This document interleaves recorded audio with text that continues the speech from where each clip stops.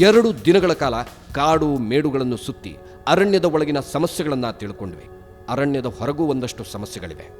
ಹಸಿದ ಪ್ರಾಣಿಗಳು ತಮ್ಮ ಹಸಿವನ್ನು ನೀಗಿಸಿಕೊಳ್ಳೋದಕ್ಕೆ ಕಾಡಿನಿಂದ ನಾಡಿಗೆ ಬರುತ್ತಿವೆ. ಬೇಲಿಯನ್ನ ದಾಟಿ ಬರುವ ಪ್ರಾಣಿಗಳಿಂದ ಈ ಹಳ್ಳಿಗರು ದಿನನಿತ್ಯ ಸಂಕಷ್ಟಕ್ಕೆ ಈಡಾಗ್ತಿದ್ದಾರೆ. ಇಲ್ಲಿ ಪ್ರಾಣಿಗಳದ್ದೇನೂ ತಪ್ಪಿಲ್ಲ, ಹಾಗಂತ ಮನುಷ್ಯರು ಸುಮ್ಮನಿರೋದಕ್ಕೆ ಆಗಲ್ಲ. ಇದಕ್ಕೆ ಪರಿಹಾರ ಕಂಡುಕೊಳ್ಳುವ ಪ್ರಯತ್ನ ನಮ್ಮದಾಗಿತ್ತು. ಹೀಗಾಗಿ ಕಾಡಿಗೆ ಹೊಂದಿಕೊಂಡಂತಿರುವ ಹಳ್ಳಿಗಳ ಮನೆ ಮನೆಗೆ ಭಿತ್ತಿಪತ್ರಗಳನ್ನು ಮತ್ತು ಬೀದಿ ಬೀದಿಗೆ ಬ್ಯಾನರ್ಗಳನ್ನು ಹಾಕಿದೆವು. ಅಷ್ಟೇ ಅಲ್ಲದೆ ಶಾಲಾ ಕಾಲೇಜುಗಳಲ್ಲಿ ಜಾಗೃತಿ ಮೂಡಿಸುವ ಸಲುವಾಗಿ ಪ್ರಬಂಧ ಮತ್ತು ಚಿತ್ರಕಲೆ ಸ್ಪರ್ಧೆಯನ್ನು ಹಮ್ಮಿಕೊಂಡಿದ್ವಿ. ಕಾಡಿಗೆ ಹೊಂದಿಕೊಂಡಂತೆ ಸಾಕಷ್ಟು ಹಳ್ಳಿಗಳಿವೆ. ಅದರಲ್ಲಿ ಅತಿ ಹೆಚ್ಚು ಸಮಸ್ಯೆಯನ್ನು ಎದುರಿಸುತ್ತಿರುವ ಹಳ್ಳಿ ಅಂದರೆ ಅದು ಮಳೆಯೂರು ವಲಯಕ್ಕೆ ಸೇರಿಕೊಂಡಿರುವ ಬಿ ಮಠಕೆರೆ.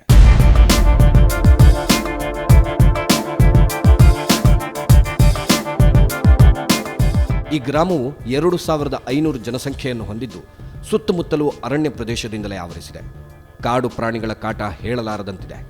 ಇವುಗಳನ್ನೆಲ್ಲ ಸಹನೆಯಿಂದ ಸಹಿಸಿಕೊಂಡು ಕಾಡು ಪ್ರಾಣಿಗಳು ತಮ್ಮ ಬೆಳೆಯನ್ನು ಹಾಳು ಮಾಡಿದ್ರು ಅರಣ್ಯ ಅಧಿಕಾರಿಗಳ ಜೊತೆ ಕೈ ಜೋಡಿಸಿ ಕಾಡು ಪ್ರಾಣಿಗಳನ್ನು ಕಾಡಿಗೆ ಓಡಿಸಲು ಮತ್ತು ಕಾಡಿಗೆ ಬೆಂಕಿ ಬಿದ್ದಾಗ ಆರಿಸಲು ಕೈ ಜೋಡಿಸುವವರು.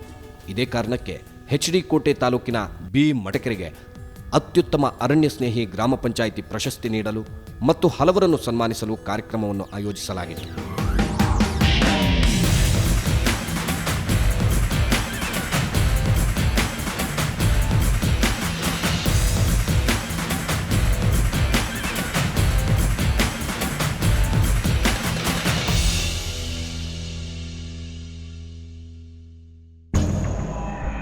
ಮಾನವ ವನ್ಯಜೀವಿ ಸಂಘರ್ಷಣ ತಪ್ಪಿಸುವ ನಿಟ್ಟಿನಲ್ಲಿ ಇನ್ನೂ ಹಲವಾರು ಯೋಜನೆ ಕೈಗೊಳ್ತಾ ಇದ್ದೀವಿ. ನಮಗೆ 95% ಜನ ಸಪೋರ್ಟಿವ್ ಆಗಿದ್ದಾರೆ. ಆ ಸಪೋರ್ಟಿಂದಲೇ ನಾವು ಇಲ್ಲಿ ಕೆಲಸ ಮಾಡ್ತಾಯಿದ್ದೀವಿ. ಆ ಸಪೋರ್ಟಿಂದನೇ ಅರಣ್ಯ ರಕ್ಷಣೆ ಆಗಿದೆ. ಆ ಸಪೋರ್ಟಿಂದನೇ ಇವತ್ತು ವನ್ಯಜೀವಿ ಮಾನವ ಸಂಘರ್ಷ ಅತಿ ಕಡಿಮೆ ಮಟ್ಟಕ್ಕೆ ಹೋಗಿದೆ. ಇಲ್ಲಿ ಸೇರಿರುವಂಥ ಊರಿನ ಮುಖಂಡರು ಮತ್ತು ಊರಿನ ಜನರು ನಮ್ಮ ಜೊತೆ ಅವರ ಅಳಲನ್ನು ತೋಡಿಕೊಂಡ್ರು. ಮಾವಿನ ಮರ ಎಲ್ಲ ಹಾಳು ಮಾಡೋದೆ, ಪೈಪ್ಗಳು ಬಂದು ನೋಡಿ ಎಲ್ಲ ಹಂಗೆ ಬಿದ್ದಿದೆ. ನಾವು ಇನ್ನೂ ಶುಂಠಿ ಹಾಕಕ್ಕೆ ಹೋಗಿಲ್ಲ. ಪೈಪ್ ಡೈಲಿ ಬಂದು ತುಳಿದ್ರೆ ಎಲ್ಲ ಹೊರಟೋಯ್ತದೆ. ಎಷ್ಟು ಖರ್ಚು ಮಾಡಿದ್ರು ಪೈಪ್ಗಳೆಲ್ಲ ಹಾಳು ಮಾಡಿದ್ದೇವೆ. ಏನು ಮಾಡ್ತೀರಾ ಇದನ್ನೆಲ್ಲ ರಕ್ಷಣೆ ಮಾಡಿ ಅಂತ ಹೇಳ್ತೀರಾ? ಸತ್ಯ ಅದು. ನಾವು ಮಾಡೋಣ, ನಮ್ಮ ಸೊತ್ತು, ನಿಮ್ಮ ಎಲ್ಲರೂ ಸೊತ್ತು ನಾವು ಬೆಚ್ಕೋತೀವಿ. ಒಳ್ಳೆ ಅಭಿಪ್ರಾಯ ಅದು. ನಾವು ಮಾಡೋಣ. ಈ ಥರ ಅನಾಹುತ ಮಾಡಿದಾಗ ಈಗ ಸಂಬಂಧಪಟ್ಟ ಅಧಿಕಾರಿಗಳು ಬೇಜವಾಬ್ದಾರಿ ಉತ್ತರ ಕೊಟ್ಟರೆ ನಾವೇನು ಮಾಡಬೇಕು? ಇನ್ನು ಅರಣ್ಯ ಸಿಬ್ಬಂದಿ ಇದೆಲ್ಲದಕ್ಕೂ ಸ್ಪಷ್ಟನೆ ನೀಡೋ ಪ್ರಯತ್ನ ಮಾಡಿದ್ರು. ವಾಸ್ತವಿಕವಾಗಿ ಏನಾಗಿದೆ ಅನ್ನೋದನ್ನು ಬಿಡಿಸಿ ಹೇಳಿದರು. ಈಗ ನೀವೇನು ಹೇಳಿದ್ರಿ, ಬಾವಿನ ಮರ, ತೆಂಗಿನ ಮರ ಕಿತ್ತಾಕಂಥದ್ದು, ಮತ್ತು ಓಡ್ತಾ ಇರೋ ಮೋಟ್ರನ್ನ ಆ ನೀರು ಚಿಮ್ತಾ ಇದ್ರೆ ಅದನ್ನೇ ಹೋಗಿ ಎಳೆಯೋದು.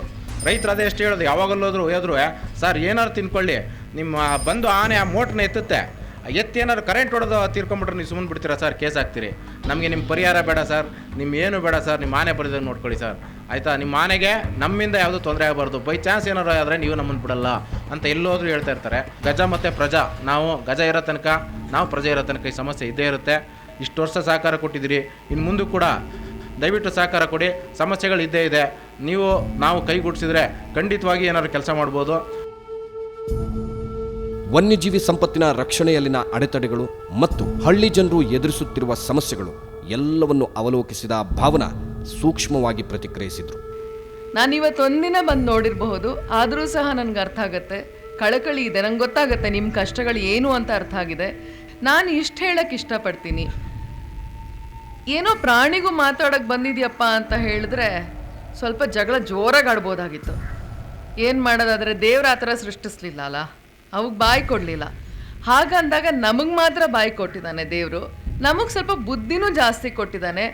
ಆಗ ನಮಗೆ ಸ್ವಲ್ಪ ಜಾಸ್ತಿ ಸಹನೆ ಇರಬೇಕೇನೋ ಅಂತ ಅನಿಸುತ್ತೆ. ನಾನು ಇಷ್ಟೇ ಕೇಳ್ಕೊಳ್ಬಹುದು, ಒಂದಲ್ಲ ಒಂದು ರೀತಿಯಾಗಿ ಪ್ರಾಣಿಗಳ ಜೊತೆಯ ಒಂದು ಸಂಘರ್ಷಕ್ಕಿಂತ ಹೆಚ್ಚಾಗಿ ಒಂದು ಸಹಕಾರದಲ್ಲಿ ನಡೀತಾ ಹೋಗಿ ಅಂತ ಹೇಳಿ ನಾನು ಕೇಳ್ಕೊಳ್ತಾ ನನ್ನ 2 ಮಾತುಗಳನ್ನ ಮುಗಿಸ್ತೀನಿ. ನಮಸ್ಕಾರ. ವನ್ಯಜೀವಿಗಳಿಂದ ವನ್ಯ ಸಂಪತ್ತು, ಈ ಸಂಪತ್ತೇ ಇಲ್ಲದಿದ್ದರೆ ಜಗತ್ತಿಗೆ ಆಪತ್ತು. ಇದೆಲ್ಲವೂ ನಮಗೆ ಗೊತ್ತು.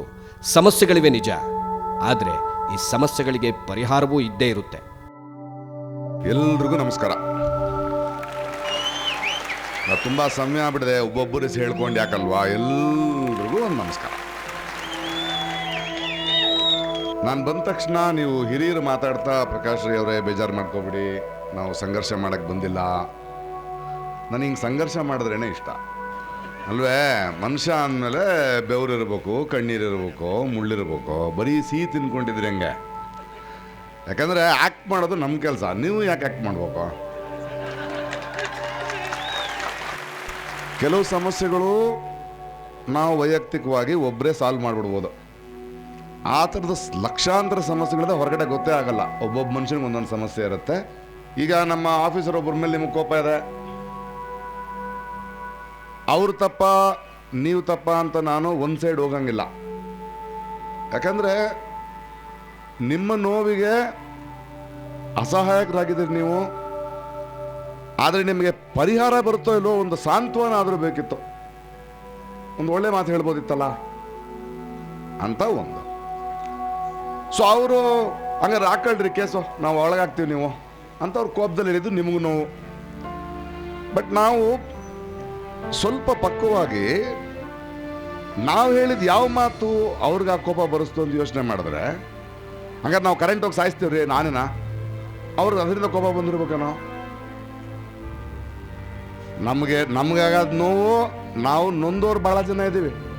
ಅವ್ರು ಹೇಳಿದ್ರಲ್ಲ, ನೀವು ನಿಮ್ಮ ಕಷ್ಟ ಹೇಳ್ಕೊಳಕ್ಕೆ ನಾವಿದ್ದೀವಿ, ನಮ್ಮ ಕಷ್ಟ ಯಾರು ಹೇಳ್ಕೊಳ್ಳಿ ಅಂದರೆ ಪ್ರಾಬಬ್ಲಿ ಅವರು ಒಂದು ನಿಮಿಷ ನೀವು ಕೇಳ್ತೀರಾ ಅಂತ ಹೇಳಿದ್ರೇನೋ ಆ ಮಾತು. ಯಾಕಂದ್ರೆ ಅವ್ರಿಗೂ ಕೈ ಕಟ್ಟೋಗಿರುತ್ತೆ. ಸೊ ಇವಾಗ ಏನಾಗುತ್ತೆ, ಇಲ್ಲಿ ಯಾರನ್ನೂ ದೂರಿ ಪ್ರಯೋಜನ ಇಲ್ಲ. ಇದು ನಾವೆಲ್ಲರೂ ಮಾಡೋ ಕೆಲಸ ಆಗುತ್ತೆ. ಈ ಥರದ ನಿಟ್ಟಿನಲ್ಲಿ ನಾನಾಗಲಿ, ಭಾವನವರಾಗಲಿ, ಅಥವಾ ಒಂದು ಸುವರ್ಣ ವಾಹಿನಿ ಆಗಲಿ, ಅಥವಾ ನಮ್ಮ ವಿನೋದಂಥ ಪತ್ರಕರ್ತರಾಗಲಿ, ಸಾಕಷ್ಟು ಗೆಳೆಯರಾಗಲಿ, ಅಥವಾ ನಿಮ್ಮ ಕೃಪಾಕರ ಸೇನಾನಿ ಆಗಲಿ, ಯಾಕೆ ಇಳಿತೀವಿ ಅಂದರೆ ಇದು ಸರ್ಕಾರದಿಂದ ಮಾತ್ರ ಅಲ್ಲ, ಇದರ ಬಗ್ಗೆ ಆತಂಕ ಇರುವಂತಹ, ಜನರ ಮೇಲೆ ಪ್ರೀತಿ ಇರುವಂತಹ ನಾವೆಲ್ಲರೂ ಮನುಷ್ಯರು. ಬಟ್ ಅವರ ಸಮಸ್ಯೆಗಳಿಗೆ ನಿಮ್ಮಿಂದ ಹೊಸ ಐಡಿಯಾಗಳು ಬರ್ತಿದ್ರೆ, ನಮ್ಮ ಓದ್ದವ್ರು, ನಾವು ತಿಳ್ಕೊಂಡವರು, ನಾವೊಂದಷ್ಟು ಯೋಚನೆ ಮಾಡಿ ನಾವೆಲ್ಲ ಕೈ ಸೇರಿಸಿದ್ರೆ ಕೆಲಸ ಆಗ್ಬೋದು ಅನ್ನೋ ಕಾರಣಕ್ಕೆ ಬರ್ತಿದ್ದೀವಿ. ನೋಡಿ, ನಮ್ಮ ಮಾತಿನಲ್ಲಿ ನನಗೆ ಇಷ್ಟವಾಗ್ದಿರೋ ಮಾತಂದರೆ ನಿಮ್ಮಾನೆ ನಮ್ದನ ಅಲ್ಲ. ಅದು ನಮ್ಮಾನೆ ನಮ್ದನ. ನಮ್ಗೆ ಹಂಗಾಗ್ಬೇಕು. ನಮಗೆ ಇದು ತುಂಬ ಈಸಿ ಆಗಿಬಿಡುತ್ತೆ, ನಿಂದು ನಂದು ಅನ್ನೋದು.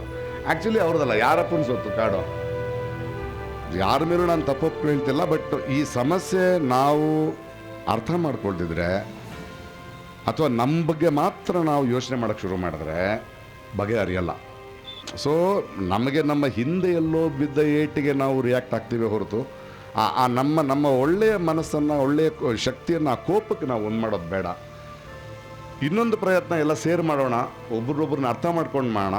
ಒಂದು ಆನೆ ಇದು ಬಂದು ಅವರೊಬ್ಬರ ಕೆಲಸ ಅಂತಲ್ದೆ ನಮ್ಮ ಎಲ್ಲರ ಕೆಲಸ ಅಂತ ನೋಡೋಣ. ಯಾಕಂದ್ರೆ ನಮ್ಮ ಮನೆಗೆ ಬರೋಕ್ಕೆ ಮುಂಚೆ ಪಕ್ಕದ ಮನೆಗೆ ಬಂದು ನಮ್ಮ ಮನೆಗೆ ಬರೋಕ್ಕೆ ಎಷ್ಟು ದೂರ. ಇದು ತುಂಬ ಸಹಿಸ್ಕೊಂಡಿದ್ದೀರಿ, ಇನ್ನೊಂದಷ್ಟು ಸಹಿಸ್ಕೊಳ್ತಾ ಒಟ್ಟಿಗೆ ಕೂತು ಯೋಚನೆ ಮಾಡೋಣ, ಕೆಲಸ ಮಾಡೋಣ, ಒಳ್ಳೆ ಕೆಲಸಗಳು ನಡೆಯುತ್ತೆ. ಸರ್ಕಾರಕ್ಕೆ, ಮಾಧ್ಯಮಕ್ಕೆ ಇದು ಗೊತ್ತಾಗಬೇಕು. ಇದನ್ನು ರಾಜ್ಯ ಮಟ್ಟದಲ್ಲಿ, ರಾಷ್ಟ್ರ ಮಟ್ಟದಲ್ಲಿ ಪ್ರತಿಯೊಬ್ಬ ಓದ್ದವನು, ಅವನಿಲ್ಲಿ ಭೂಮಿ ಇದೆಯೋ ಇಲ್ಲೋ, ಬಟ್ ಅವನ ಜವಾಬ್ದಾರಿ ಇದು, ಮಾಧ್ಯಮಗಳ ಜವಾಬ್ದಾರಿ ಇದು, ಪ್ರತಿಯೊಬ್ಬ ಪ್ರಜೆಯ ಜವಾಬ್ದಾರಿ. ನಿಮ್ಮ ಕಷ್ಟ ಅನ್ನೋದು ಪ್ರಜೆಯ ಕಷ್ಟವಾಗಬೇಕು. ಅಲ್ಲಿ ತನಕ ತೊಗೊಂಡು ಹೋಗುವಷ್ಟು ಜವಾಬ್ದಾರಿ ನಂದು. ಎಲ್ರಿಗೂ ಒಳ್ಳೆಯದಾಗಲಿ. ನಮಸ್ಕಾರ. ಕಾಡನ್ನು ಕಡಿದಿದ್ದು ನಾವು, ಕಾಡು ಪ್ರಾಣಿಗಳ ನೆಲೆಯನ್ನ ಕಿತ್ತುಕೊಂಡಿದ್ದೂ ನಾವು. ಅವುಗಳಿಗೆ ನೆಲೆ ಕಲ್ಪಿಸುವ ಮತ್ತು ಅವುಗಳನ್ನು ಸಂರಕ್ಷಿಸುವ ಜವಾಬ್ದಾರಿನೂ ಈಗ ನಮ್ಮದೇ. ಬನ್ನಿ, ಕೈ ಜೋಡಿಸಿ ಸೇವ್ ವೈಲ್ಡ್ ಲೈಫ್. ಇಂದು ಸಾಧ್ಯ, ನಾಳೆ ಅಸಾಧ್ಯ.